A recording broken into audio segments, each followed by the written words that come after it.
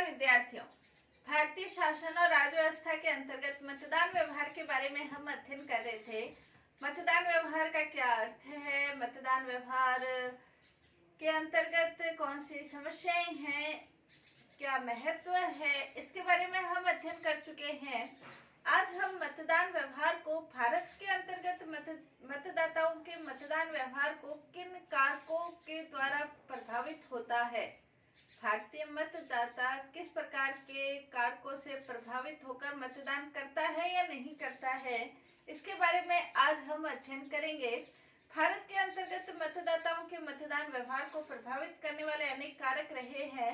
हालांकि हम निश्चित रूप से ये नहीं कह सकते हैं, क्योंकि मानवीय व्यवहार परिवर्तनशील है, हर एक मानव का अपना अपना व्यवहार होता है, तो निश्चित रूप से हम नहीं कह सकते कि अमुक कारकों से प्रभावित होकर ही मतदाता मतदान का प्रयोग करते हैं। लेकिन फिर भी कुछ ऐसे तत्व हैं, मोटे मोटे तत्व हैं, जिनके आधार पर हम कह सकते हैं कि इन कारकों से प्रभावित होकर भारतीय मतदाताओं के द्वारा मतदान व्यवहार किया जाता है। तो उसके अंतर्गत कुछ ऐसे तत्व हैं जिनके बारे में आज हम अध्ययन करेंगे। तो पहला तत्व है नेतृत्व। भारतीय मतदाताओं को प्रभावित करने वाला सबसे प्रमुख और महत्वपूर्ण तत्व है नेतृत्व। यदि हम लोकसभा के अंतर्गत प्रथम 3 आम चुनाव देखें तो जवाहरलाल नेहरू का करिश्माई जो नेतृत्व था उसने भारतीय मतदाताओं को प्रभावित किया था। और उसके बाद जो कुछ अस्थिरता की स्थिति आई, उसके बाद 1971 के अंतर्गत इंदिरा गांधी का करिश्माई नेतृत्व मतदाताओं को प्रभावित किया। 1980 और 1984 के अंतर्गत भी इंदिरा गांधी का नेतृत्व, 84 में राजीव गांधी का नेतृत्व के प्रभावित होकर मतदाताओं ने नेतृत्व किया। इसी प्रकार यदि हम वर्तमान समय देखें, 16वीं लोकसभा के चुनाव और 17वीं लोकसभा के चुनाव के अंतर्गत नरेंद्र मोदी के करिश्माई नेतृत्व से प्रभावित होकर मतदाता मत का प्रयोग करते हैं। तो भारत के अंतर्गत जो नेतृत्व की भूमिका है, और जब भी नेतृत्व, सही नेतृत्व कहे या एक करिश्माई नेतृत्व जब प्रदान नहीं हुआ, तो उस समय किसी भी दल को स्पष्ट बहुमत नहीं मिला। और जब एक करिश्माई नेतृत्व मतदाताओं के सामने था, तो उन्होंने उस नेतृत्व के संबंध में पक्ष में अपना मतदान किया या मतदान व्यवहार का प्रयोग किया। तो नेतृत्व एक महत्वपूर्ण भूमिका मतदान के संदर्भ में निभाता है, और जब नेतृत्व नहीं होता तो वो राजनीतिक अस्थिरता की स्थिति को भी जन्म देता है। दूसरा, इसके अंतर्गत राजनीतिक स्थिरता और केंद्र में सुदृढ़ सरकार की आकांक्षा, राजनीतिक स्थिरता की आकांक्षा भी होती है। केंद्र के अंतर्गत यदि हम देखें तो भारतीय मतदाता ये कभी भी नहीं चाहते हैं कि राजनीतिक अस्थिरता की सरकार बने। 1996 से 1999 के बीच में जो राजनीतिक अस्थिरता की स्थिति रही, उसे भारतीय मतदाता ये समझ चुके थे कि किसी न किसी एक दल को स्पष्ट बहुमत प्रदान करना चाहिए। यदि एक दल को स्पष्ट बहुमत नहीं, तो किसी न किसी गठबंधन को, जो वर्तमान समय 2 महत्वपूर्ण गठबंधन बन चुके हैं, संयुक्त प्रगतिशील गठबंधन, राजतांत्रिक राजग जो ये बन चुके हैं, राष्ट्रीय जनतांत्रिक गठबंधन जो ये 2 प्रमुख गठबंधन बन चुके हैं बीजेपी के नेतृत्व में और कांग्रेस के नेतृत्व में, तो किसी न किसी गठबंधन को नेतृत्व प्रदान किया जाए। और राजनीतिक अस्थिरता को दूर करने के लिए, राजनीतिक स्थिरता के लिए ही भारतीय मतदाता अब किसी एक दल के संबंध में भी मतदान करने लगे हैं या मत का व्यवहार करने लगे हैं। जैसे 16वीं लोकसभा चुनाव के अंतर्गत बीजेपी को स्पष्ट बहुमत, एक दल को गठबंधन होते हुए भी एक दल को स्पष्ट बहुमत मिला। 17वीं लोकसभा के अंतर्गत भी मतदाता किसी एक दल के पक्ष में अपना मतदान करते हुए नजर आए। यानी कि 17वीं लोकसभा के अंतर्गत भी बीजेपी को स्पष्ट, एक दल को स्पष्ट बहुमत मिला है। वहां राजग, राष्ट्रीय जनतांत्रिक गठबंधन को भी स्पष्ट बहुमत प्राप्त हुआ है। तो मतदाता ये चाहते हैं कि केंद्र के अंतर्गत स्थायी सरकार की स्थापना हो, ताकि स्थायी योजनाएं बने और देश विकास की ओर अग्रसर हो। तो राजनीतिक स्थिरता की आकांक्षा के अंतर्गत भी जो मतदाता है अपने मत का प्रयोग करते हैं। नेक्स्ट इसके अंतर्गत आर्थिक स्थिति। जब आर्थिक स्थिति मजबूत होती है या आर्थिक व्यवस्था सुदृढ़ होती है तो उस दल के पक्ष में मतदाता अपने मत का प्रयोग करते हैं। यदि किसी देश के शासन के अंतर्गत महंगाई, बेरोजगारी, इस तरह की मुद्रास्फीति, यदि इस तरह की जो स्थितियां बनती है तो उसके विपक्ष में मतदाता वोट करते हैं, यानी कि उस दल को वोट प्राप्त नहीं होते। 16वीं लोकसभा के अंतर्गत यदि बीजेपी की सफलता का हम कारण देखें तो भारत के अंतर्गत बढ़ती हुई महंगाई, बढ़ती हुई बेरोजगारी, काला बाजारी, बेरोजगारी, काला धन, ये बहुत प्रमुख कारण थे जिन्होंने बीजेपी के पक्ष में मतदाताओं का वोट करवाया या राजग राष्ट्रीय जनतांत्रिक गठबंधन के संबंध में कह सकते हैं वोट दिए। तो आर्थिक स्थिति भी बहुत बड़ा कारण बनती है। जब आर्थिक स्थिति 1971 के अंतर्गत जब इंदिरा गांधी ने गरीबी हटाओ का नारा दिया तो उस पक्ष में मतदाता मतदान करते हुए नजर आए। तो कहने का तात्पर्य आर्थिक स्थिति भी मतदान व्यवहार को प्रभावित करने में अपनी महत्वपूर्ण भूमिका निभाती है। नेक्स्ट इसके अंतर्गत दलों की जो विचारधारा है, उसका कार्यक्रम है, उसकी नीतियां हैं, वो भी मतदाताओं को प्रभावित करती है। दलों का क्या कार्यक्रम है, क्या किस प्रकार के वो नारे देते हैं। जैसे 1971 में कांग्रेस का नारा गरीबी हटाओ था। इसी प्रकार 14वीं लोकसभा के अंतर्गत यदि हम देखें तो साइनिंग इंडिया का नारा था। 16वीं लोकसभा के अंतर्गत यदि बीजेपी का नारा देखें तो सुशासन और विकास का नारा हम कह सकते हैं था। तो इन नारों से प्रभावित होकर भारतीय मतदाता उन नारों के प्रभाव में प्रभावित होकर मतदान करते हैं। किसी एक दल का क्या कार्यक्रम है, क्या विचारधाराएं हैं, यदि कोई दल किसी मतदाता की विचारधारा से मेल खाता है, वो किस प्रकार की विचारधारा रखते हैं और यदि उस विचारधारा से उसकी विचारधारा मेल खाती है तो नेचुरल रूप से वो मतदाता उस दल के पक्ष में अपना मतदान करते हैं। तो दलों की विचारधारा क्या है, उसकी नीतियां क्या है और उनका कार्यक्रम क्या है, घोषणा पत्र क्या है, तो उसके संबंध में मतदाता मतदान करते हुए नजर आते हैं। जैसे दिल्ली की विधानसभा के अंतर्गत यदि हम देखें, विधानसभा चुनाव के अंतर्गत आम आदमी पार्टी की विचारधारा का प्रमुख कारण उसके दल की विचारधारा, उसकी नीतियां, उसका घोषणा पत्र और उस घोषणा पत्र के अनुसार कार्यक्रम को निर्धारित क्रियान्वित करने की जो उनकी विचारधारा है वो एक महत्वपूर्ण कारण रही है। तो दलों की जो विचारधारा है, उसके कार्यक्रम है, कार्यक्रम को क्रियान्वित करने की जो नीतियां हैं वो मतदाताओं के व्यवहार को प्रभावित करती है। इसके अलावा जातिवाद भारतीय राजनीति के अंतर्गत मतदाताओं को प्रभावित करने वाला एक महत्वपूर्ण कारण रहा है।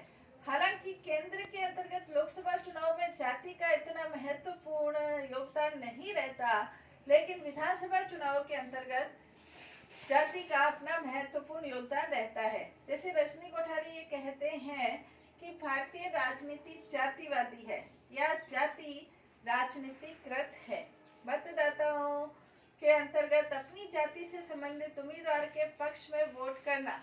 हालांकि सभी राज्यों के अंतर्गत इस प्रकार की जातिवाद की राजनीति नहीं देखी जाती है, लेकिन कुछ राज्य यदि हम देखें, महाराष्ट्र है, उत्तर प्रदेश, महाराष्ट्र, इसके अंतर्गत जातिवादी राजनीति हावी होती है। और इसके अंतर्गत यदि हम देखें तो उम्मीदवारों का चयन करते समय, उम्मीदवारों के पक्ष में प्रचार करते समय, टिकट देते समय, जो कार्यकर्ता है उनका सुनते समय सभी ये चाहते हैं कि अपनी जाति से संबंधित जो व्यक्ति है उसे टिकट मिले। तो इस प्रकार की राजनीति, जातिवादी राजनीति इसीलिए होती है ताकि उस जाति से संबंधित जो उम्मीदवार है वो उसके पक्ष में, जो मतदाता है उसके पक्ष में अपना मतदान का प्रयोग करे। हालांकि कुछ विद्वान ये भी मानते हैं कि वर्तमान समय यदि देखा जाए तो भारत में जातिवादी जो तत्व है वो थोड़ा थोड़ा धीरे पड़ने लग गया है और जाति के आधार पर वोट देने की जो प्रवृत्ति है वो कम होने लगी है। क्योंकि किसी भी क्षेत्र के अंतर्गत यदि देखा जाए तो 5-6 उम्मीदवार खड़े होते हैं, तो 5-6 उम्मीदवारों के अलावा उस क्षेत्र विशेष के अंतर्गत अनेक प्रकार की जातियां भी निवास करती है। तो वो जातियां किन उम्मीदवारों को वोट देती है, तो इस आधार देती है, वो वोट तो देती ही है। तो इस आधार पर कहा जा सकता है कि जाति एक महत्वपूर्ण कारक नहीं तो एक कारक अवश्य है मतदान को प्रभावित करने वाला। नेक्स्ट, क्षेत्रवाद की प्रवृत्ति भी मतदान को प्रभावित करती है। जैसे यदि हम देखें डीएमके और अन्ना डीएमके, ये जो प्रमुख राजनीतिक दल है, ये क्षेत्रवाद की प्रवृत्ति के कारण ही अस्तित्व में आए हैं और इनका जो अस्तित्व है वर्तमान समय जो बना हुआ है, यदि पश्चिम बंगाल के अंतर्गत कांग्रेस को देखा जाए, झारखंड मुक्ति मोर्चा को देखा जाए, तो ये क्षेत्रवाद की प्रवृत्ति के आधार पर ये दल अपना वोट बैंक या वोट प्राप्त करने की कोशिश करते हैं। अकाली दल भी इसके अंतर्गत शामिल हो सकता है। तो ये क्षेत्र की प्रवृत्ति के आधार पर मतदाताओं की भावनाओं को भड़काते हैं और उसके आधार पर मत व्यवहार प्रभावित होता है। ये भी एक तत्व है। भाषाई स्थिति के आधार पर भी मतदान व्यवहार प्रभावित होता है। दक्षिणी राज्यों के अंतर्गत बीजेपी को काफी समय तक वोट प्राप्त नहीं होने का एक प्रमुख कारण ये भी रहा है कि बीजेपी के अंतर्गत इन क्षेत्रों से संबंधित, इन भाषाओं से संबंधित कोई व्यक्ति या उम्मीदवार नहीं कहा जा सकता और उसके कारण से कुछ ऐसे दक्षिण के राज्य थे जो कि भारतीय जनता पार्टी को हिंदी भाषी पार्टी भी मानते थे। इस कारण से दक्षिण राज्यों के अंतर्गत 1977 के में जब जनता पार्टी की सरकार बनी, तब भी दक्षिण के राज्यों से उनका जो उम्मीदवारी थी वो बहुत कम थी। तो भाषा का आधार पर भी मतदान व्यवहार प्रभावित होता है। हिंदी को दक्षिणी राज्य हिंदी को एक पराई भाषा मानते हैं और इस कारण से वो ये समझते हैं कि इनसे संबंधित जो उम्मीदवार है वो थोड़े अलग है, इस कारण से वो उन उम्मीदवारों को वोट नहीं देते हैं। तो ये भाषा के आधार पर भी मतदान व्यवहार प्रभावित होता है।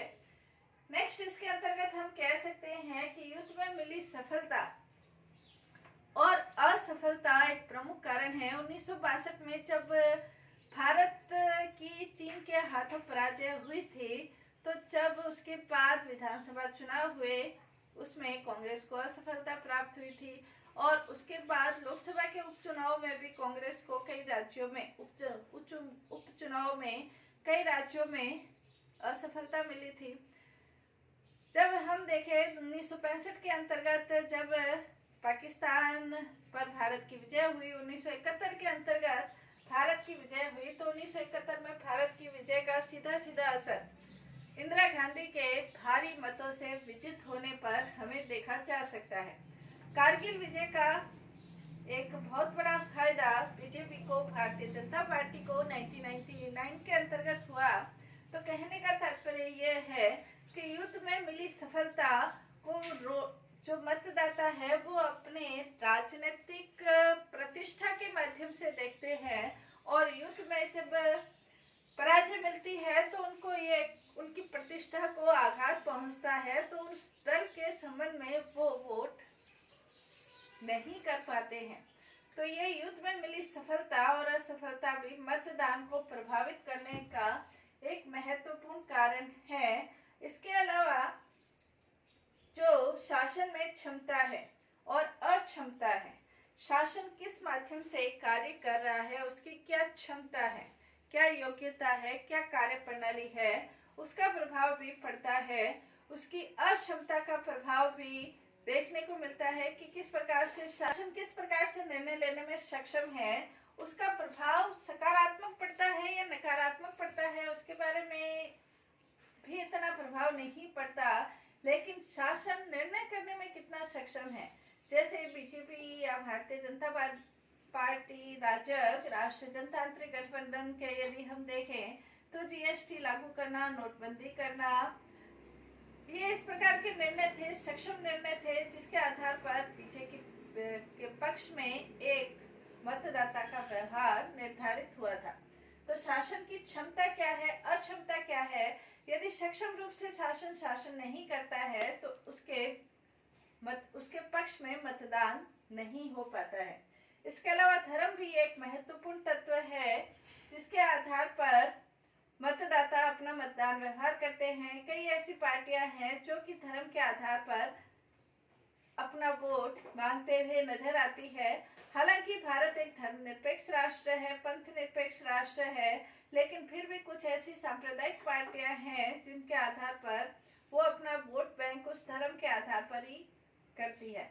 तो उसके सपक्ष में भी मतदाता अपना मतदान व्यवहार करते हैं। अभी एक महत्वपूर्ण तत्व है, अगर किसी दल की विचारधारा व्यक्ति विशेष की विचारधारा के साथ मेल खाती है तो व्यक्ति विशेष उस विचारधारा के आधार पर उस दल को मत प्रदान करेगा। तो मतदान व्यवहार एक महत्वपूर्ण है। इसके अलावा कुछ भावात्मक तत्व, व्यक्ति का किसी राजनीतिक दल के साथ नाराजगी होना, राजनीतिक दल के प्रति रोष होना, राजनीतिक किसी दल के प्रति उसके नकारात्मक यदि भाव है तो वो उस दल के पक्ष में मतदान नहीं करेगा। तो ये भावात्मक जो तत्व है वो भी मतदान को प्रभावित करते हैं। कुछ ऐसे तत्व हैं इनके अलावा भी जो भी मतदान को प्रभावित करते हैं, जैसे घटनाएं, किस प्रकार की घटनाएं घटित होती है और उस संबंध में किस प्रकार के निर्णय राजनीतिक नेतृत्व के द्वारा लिए जाते हैं, और यदि उन निर्णयों का प्रभाव सकारात्मक होता है तो उसके पक्ष में मतदान व्यवहार होगा, और यदि नकारात्मक होता है तो उसके पक्ष में मतदान व्यवहार नहीं होगा। इसके अलावा आयु का प्रभाव भी पड़ता है। ज्यादा आयु के लोग कम मतदान करते हैं, युवा वर्ग के लोग ज्यादा मतदान करते हैं। लिंग का प्रभाव भी पड़ता है। पहले चुनाव के अंतर्गत पुरुष मतदाता ज्यादा मतदान करते थे, महिलाओं का मतदान प्रतिशत कम होता था। हालांकि वर्तमान समय ये जो रेशियो है पुरुष और महिला का, ये घटता हुआ नजर आता है, और कुछ क्षेत्रों के अंतर्गत तो महिला मतदाताओं की जो संख्या है, प्रतिशत है, वो बढ़ भी रहा है। शिक्षित व्यक्ति अधिक मतदान करते हैं, अशिक्षित व्यक्ति कम मतदान करते हैं। ग्रामीण क्षेत्रों के व्यक्ति कम करते हैं, नगर शहरों के क्षेत्र में मतदान प्रतिशत ज्यादा होता है। तो ये चीजें भी मतदान व्यवहार को प्रभावित करती है।